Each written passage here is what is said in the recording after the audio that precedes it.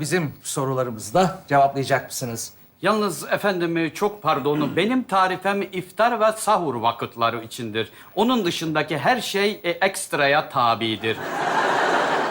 Yani menajerimle konuştunuz mu? Ah pardon, sizin menajeriniz mi var? Çok ilginç gerçekten. Yani sualleri yanıtlamak için para mı alıyorsunuz siz?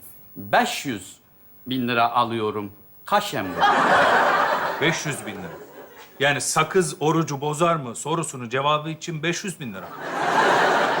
Her hizmetin bir karşılığı vardır, öyle değil mi mümin kardeşim? Hocam o zaman bir sual de ben sorayım size. Buyur. Para orucu bozar mı?